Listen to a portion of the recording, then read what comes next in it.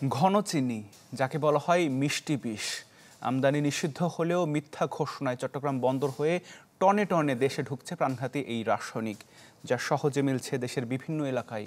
এর মধ্যে বন্দরনগরীর রেয়াজউদ্দিন বাজার ও আসাদগঞ্জে নানা পণ্যের আড়ালে রীতিমতো আড়ত হয়ে উঠেছে ঘন চিনির। অথচ বন্দরে চালান ধরা পড়ার পরও শক্ত আইনি পদক্ষেপ না থাকায় অনায়াসে চলছে এই বিষ বাণিজ্য। ফখরুল ইসলামের রিপোর্ট, আর ছবি তুলেছেন সেলিমুল্লাহ।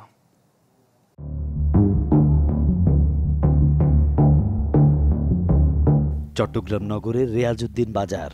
তথ্য ছিল এই বাজারে হাত বাড়ালেই মেলে আমদানি নিষিদ্ধ ঘন চিনি, যার খোঁজে ক্রেতা সেজে হাজির চ্যানেল 24। প্রথমে একটি দোকানে খোঁজ করতেই মেলে ঘন চিনি। বিক্রেতা দাম হাঁকেন কেজি 540, তবে নমুনা দেখাতে রাজি নন তিনি।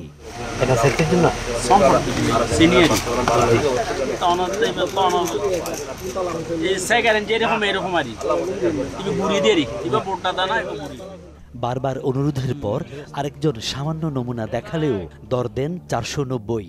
জানান প্রয়োজন হলে দিতে পারবেন 25 কেজির বস্তাও।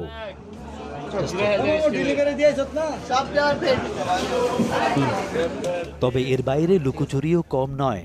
মুদি, মশলার দোকান বা জেনারেল স্টোরের অনেকেই দেদারসে ঘনচিনি বিক্রি করলেও কেউ কেউ তা প্রকাশ করেন ক্রেতা বুঝে। ক্রেতাকে সন্দেহ হলেই সাধু সাজেন বিক্রেতা।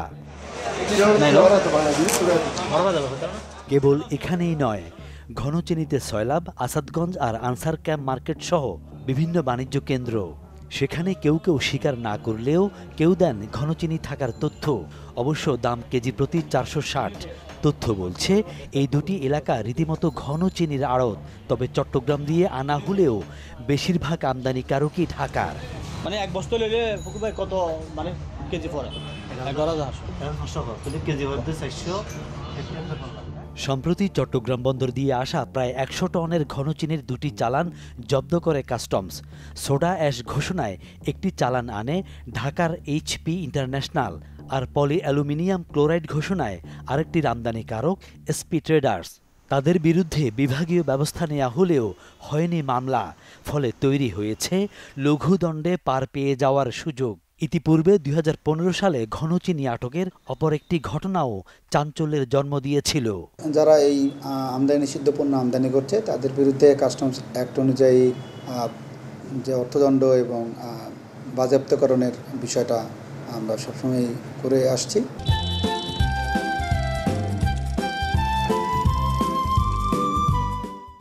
ঘনচিনি আসছে রেগুলার অথচ নিষিদ্ধ আইটেম, এবং ওপেন বিক্রি হচ্ছে এই পুরান ঢাকা, মৌলভীবাজার, ইসলামপুর বা আর যেখানে যেখানে আছে আর কি, এগুলা ডেনগুলা, চিটাগাংয়ের খাতুনগঞ্জ, একদম ওপেন বিক্রি হয়। বিক্রি সহজলভ্য হচ্ছে বলেই কিন্তু অন্য নামে আমদানি করা হচ্ছে। কঠিন কাজ না হলে, কঠিন শাস্তি না হলে তো চলতেই থাকবে। অনুসন্ধান বলছে নজরদারি এড়াতে দেখতে একই রকম এমন পণ্যের আড়ালেই দেশে ঢুকছে ঘন চিনি, যার অন্যতম সোডা অ্যাশ। এটি ব্যবহার হয় মূলত কাঁচ, সাবান, ডিটারজেন্ট, লবণ, ওয়াশিং প্ল্যান্ট আর ডাইং ফ্যাক্টরিতে।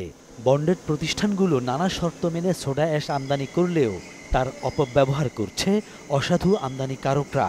সোডা অ্যাশের ডাইংয়ের ব্যবহার হলো কাপড়কে ব্লিচিং করার কাজে সহায়তা করে, এবং কালার আমরা যেটা ডাইং করি, ডাইংটাকে মানে পাকা করার জন্য, রংকরণ যেটা আছে সেটাকে ফিক্স করার জন্য আমরা সোডা অ্যাশটা ব্যবহার করে থাকি।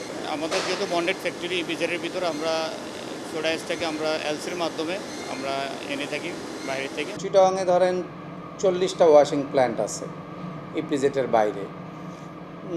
মাসে অ্যাভারেজ ধরেন 200-300 কেজি বা 500 কেজি করে হলে এইটাই হলো ম্যাক্সিমাম কনজামশন। জিন্স করার সময় আমরা কিছু আইটেমে সোডা অ্যাশ এবং সোডা কাস্টিক ব্যবহার করি। দেশে বছরে সাধারণ চিনির চাহিদা প্রায় 22 লাখ টন। গেল 3 বছরের তথ্য বলছে বছরে গড়ে আমদানি হয়েছে প্রায় 17,26,000 টন চিনি। এর বাইরে স্থানীয়ভাবে উৎপাদন হয় প্রায় 50,000 টন। ফলে চিনির বড় একটা চাহিদা মেটানো হয় ঘন চিনি বা সোডিয়াম সাইক্লামেটের মাধ্যমে। তবে বাজারে সহজলভ্য হলেও ঘন চিনির রমরমা বাণিজ্য ঠেকাতে তেমন জোরালো নয় প্রশাসনিক পদক্ষেপ। যদি কোনো প্রতিষ্ঠান লুকায়ে ব্যবহার করে, এটা আসলে আমাদের জন্য একটু কঠিন হবে। তারপর আমরা নজরদারি রাখছি যদি এরকমভাবে আমরা জানতে পারি বা আমরা এটা আমাদের কাছে দৃষ্টিগোচর হয়, আমরা অবশ্যই আইনগত ব্যবস্থা গ্রহণ করব। আমরা যখন প্রতিষ্ঠানগুলোতে ভিজিট করি তখন আমরা সেই প্রতিষ্ঠানে এই জাতীয় কোনো অননুমোদিত কেমিক্যাল ব্যবহার করছে কিনা সেটা আমরা দেখে থাকি। আমাদের পরীক্ষায় যদি এই জাতীয় কোনো উপস্থিতি লক্ষ্য করি, সোডিয়াম সাইক্লামেট বা ঘনচিনির উপস্থিতি কোনো খাদ্যপণ্যে, সেক্ষেত্রে আমরা তাদের বিরুদ্ধে প্রয়োজনীয় আইনানুগ ব্যবস্থা গ্রহণ করে থাকি। বাজারে 1 কেজি ঘনচিনির দামে কেনা যায় 50 কেজি সাধারণ চিনি। তাই অতি লাভের লোভে এই ঘনচিনির ব্যবহার হচ্ছে মিষ্টি, চকোলেট এবং আইসক্রিম সহ মিষ্টি জাতীয় নানা পণ্য তৈরিতে। বিশ্ব স্বাস্থ্য সংস্থার মতে ঘনচিনি নামে এই বিষের কারণে মানুষের শরীরে বাসা বাঁধছে ক্যান্সার সহ কঠিন সব রোগ। ফখরুল ইসলাম, চ্যানেল 24, চট্টগ্রাম।